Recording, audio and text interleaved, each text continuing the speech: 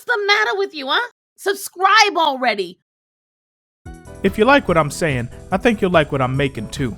So make sure you check out the description for some free content out right now from my upcoming comics. We've got a prologue for the Spider Circle, my fantasy adventure comic starring everyone's favorite pigtailed cutie, Catherine Scarlett. Just 4 pages, but a whole movie's worth of story. There's also the Bond of the Blade mini-arc, my shonen action style comic about 3 ninja-themed teen heroes who are empowered by an angel to save their city from gangland corruption and supernatural threats. This mini-arc is a self-contained adventure that takes place after the start of the story proper, so that you can get to know the characters, their powers, and the world they inhabit. Again, all of this is free right now, so check out the link in the description and let me know what you think when you're done. Last year, Liesel Van Helsing was attacked by an evil from her father's past, but she survived and has moved on with her life. Besides becoming the name that vampires fear, she's also found love in the strangest place. However, when old friends come calling on her for help, Van Helsing finds herself pulled into a final conflict with the deadliest vampire of all time. That's the plot synopsis for Van Helsing vs. Dracula, a 5-part series that we'll be covering for the rest of what I have dubbed the October Waifu-Fest, featuring none other than, but of course, Liesel Van Helsing herself. The introduction basically set her up better than I could. She's the name monsters fear in the world of Zenescope Comics. She is a top-tier monster hunter who gets her kicks from blowing up baddies with all sorts of great steampunk-style gadgets. And she does it all in the sickest uniform, delivering the best quips, one-liners, and put-downs in a Victorian-era English accent.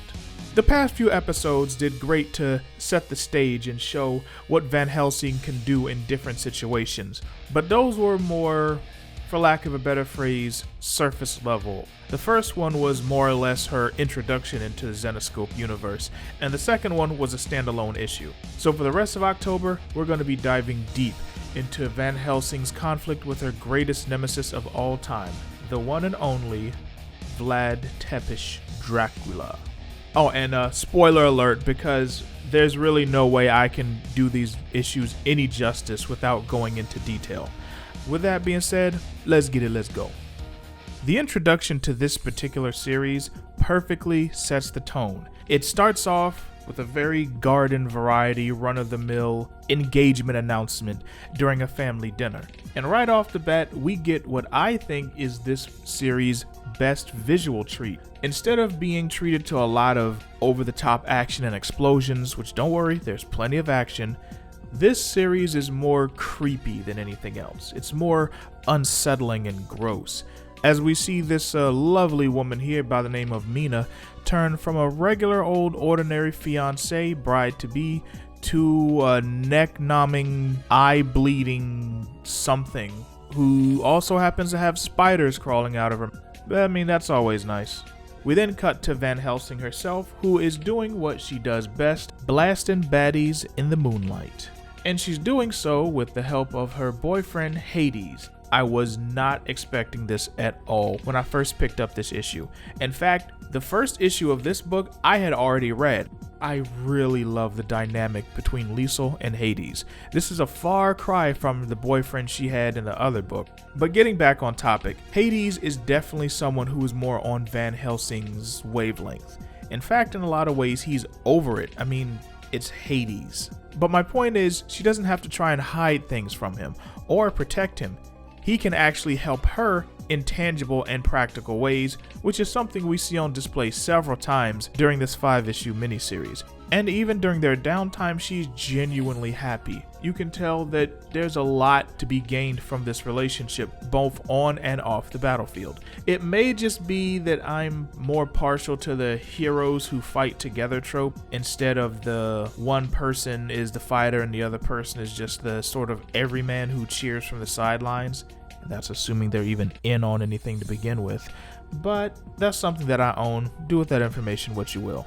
Speaking of close relationships, we finally get an answer to exactly what happened to Liesel's father, the great Abraham Van Helsing. Turns out the dude's dead.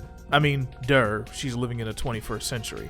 But it turns out that Dracula turned the OG Van Helsing into a vampire and starved him for a century before setting him loose on Liesel.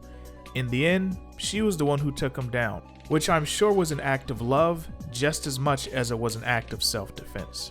Yeah, we're way past all the cutesy wootsy botootsie boom boom lightning with the blam blam stuff, okay? We're getting into the nitty gritty shit, and I love it. I love it. And this is no shade to what we covered in Steampunk or in the previous series that Van Helsing was in.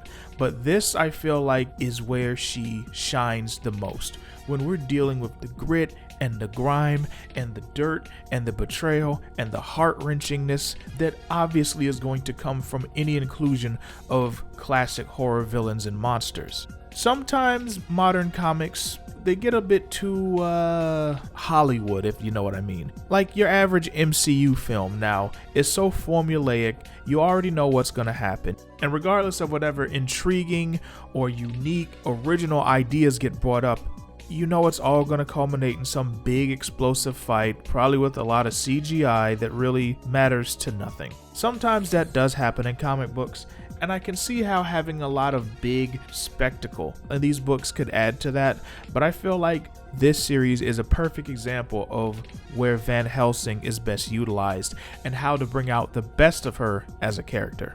Getting back to the plot proper, Van Helsing gets called away to work when she's contacted by an old friend of hers by the name of Jonathan Harker.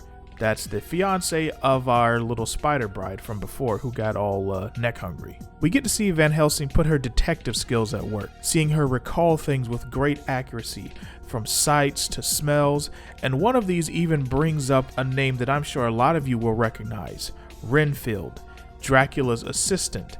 And by the smell that's coming from Mina while she's examining her for the first time, she deduces that Renfield, and therefore Dracula, is playing a role in things. Well, that and the copious amounts of bugs that are just literally everywhere. Turns out Mina's being used as a sort of invitation from Dracula to Van Helsing. Obviously, this is a distressing situation for everybody involved, especially all our normie friends. And Jonathan, obviously, his main goal is to just get Mina back to normal. And Hades wants to get to the bottom of what's happening to her. So rather than keeping her locked up, he goes with his instinct and lets her go. And that takes him right to Dracula.